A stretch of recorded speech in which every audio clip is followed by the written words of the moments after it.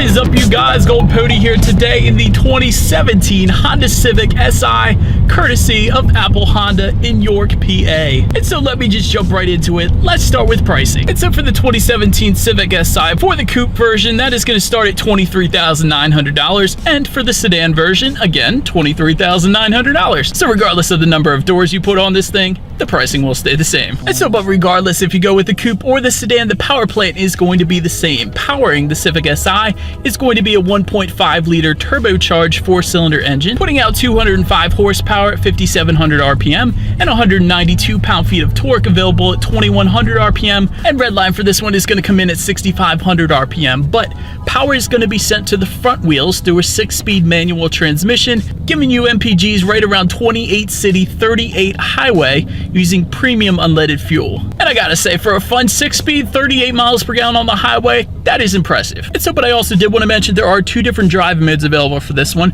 So directly behind the shifter, kind of to the right, there is going to be a sport driving mode, and that is going to give you a LED red illumination around all the gauges, but that is also going to adjust the throttle response, steering sensitivity, and the damping as well. And then of course, if you press that sport button again, that puts it back into the normal driving mode. But so then, in case you were wondering what the differences are between the 2017 Si versus the 2016 Si, although it's just an 8 horsepower gain from the previous generation, the handling characteristics are much more substantial. So to start, there is a sport-tuned suspension for the Si with active damping, also an adaptive electronic steering system with variable ratios, then a limited slip differential, 30% stiffer front stabilizer bar, again compared to the previous generation, 60% stiffer rear bar, and solid front and rear compliance brushings and rigid upper control arms, which are actually shared with the Civic Type R. And let's face it, anything shared with the Civic Type R is definitely a good thing. And so I'll tell you what, you guys, it has been quite a while since I've drove a 6-speed in a Honda. And so the last time I did that, I do remember the transmission being extremely smooth and easy to shift, and there is no change to that. The Civic Si has extremely easy to find grab points, and it is quite an easy manual to drive. So if you were looking for a good first car to learn how to drive manual on, the Civic Si would not be a bad choice. But so then, when it comes to visibility, I have a big old rear window back there, so absolutely no issues with visibility. Also like seeing that rear spoiler back there, that definitely looks good as well. And so, but it was mentioning the driving modes earlier. I just put it in sport driving mode, and I can tell you there is actually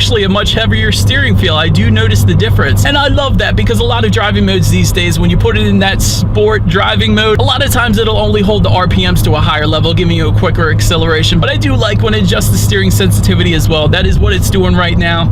I am a big fan of that. And as far as the ride quality, you guys might be able to see it throughout the video. My camera is bouncing around just a little bit, but that is as expected for this type of car. But now, so anyway, since I have not done it yet, let's do a quick little acceleration here and see how quickly we can get this thing up to speed.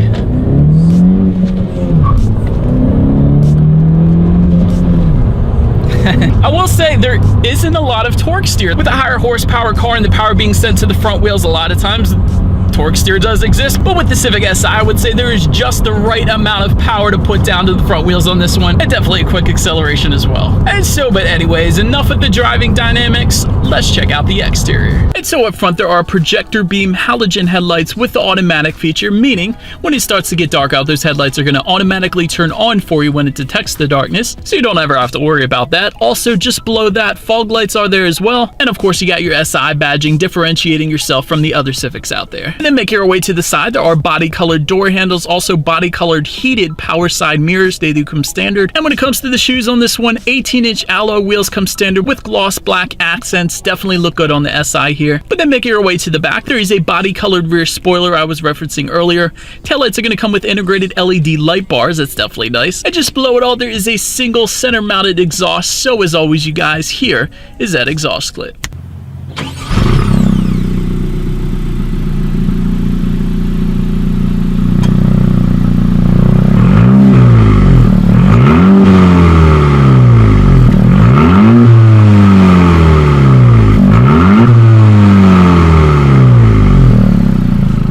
Since we are around back, to unlock that rear hatch, there is a button on the key fob. I'm going to show you guys that right now.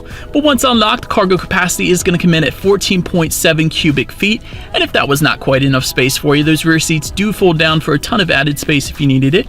And then making our way forward, the rear seat legroom comes in at 37.4 inches. So for reference, I'm an even 6 feet tall. This is how much space I have going on back there. And making our way forward, when it comes to those front seats, they do come heated. Also, they are manually adjustable. And then towards the top, there is that SI logo in the upper part of the backrest. And while we're still in the driver's seat, the steering wheel does come tilt and telescoping with red stitching. So between the seats and the steering wheel, I was definitely able to find my perfect driving position there. But so when it comes to the startup, let me show you guys the key here to start. You do have your Honda logo on the one side, and then when you flip the key over, you have lock, unlock, and that button to pop the rear hatch as well, like I was previously mentioning. But anyways, it is all keyless entry, so simply put your foot on the brake and clutch and press that engine start button. And then upon startup, those gauges will do a full sweep. Very cool introduction display there. And there is a absolute ton of information you can scroll through within that center display, and you can do that by using the steering wheel mounted controls located on the left side of the steering wheel. So rather than me rambling off all of those different things you could scroll through, I'm just going to let you guys check it out right.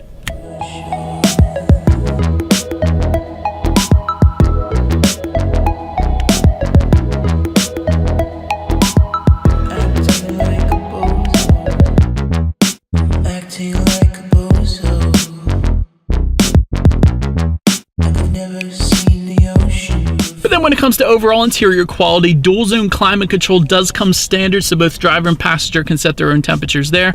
There is an aluminum shift knob with leather, and there are textured aluminum pedals, which is always nice. And there are 12-volt and USB connections as well. That's going to be actually located in the second tray underneath the first one there. Kind of keeps all the wires out of everyone's business, so that's pretty cool. And then if you look up, there is a power moonroof. And overall in the interior, this one is very direct, very to the point, definitely more of a driver's car kind of setup in the inside, so it definitely works for the SI. But then front and center, when it comes to the tech, there is a 7-inch high-resolution infotainment screen that does come standard, you guys, with Android Auto and Apple CarPlay. And I do have that one on my vehicle as well, and is absolutely something I cannot live without at this point.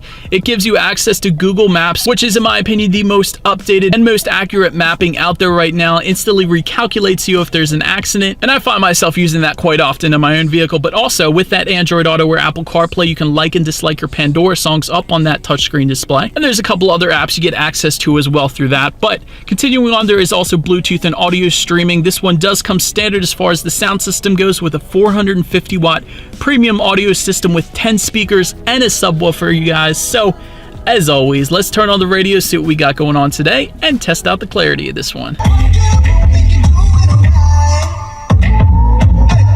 Absolute ridiculous amount of bass on this one. I'm telling you what, Civic Si has a ton of loudness, and the bass will absolutely amaze you. Definitely a big fan of that. But then last thing I did want to mention on that touchscreen display is when you do put the vehicle in reverse, and by the way, to put this one in reverse, simply slide it all the way to the right and to the back right-hand corner there, and that is going to give you a multi-angle rear view camera with guidelines, meaning when you turn the wheel, it's going to kind of let you know what direction you're turning, so that's always nice. And as always, that is going to lead me into safety.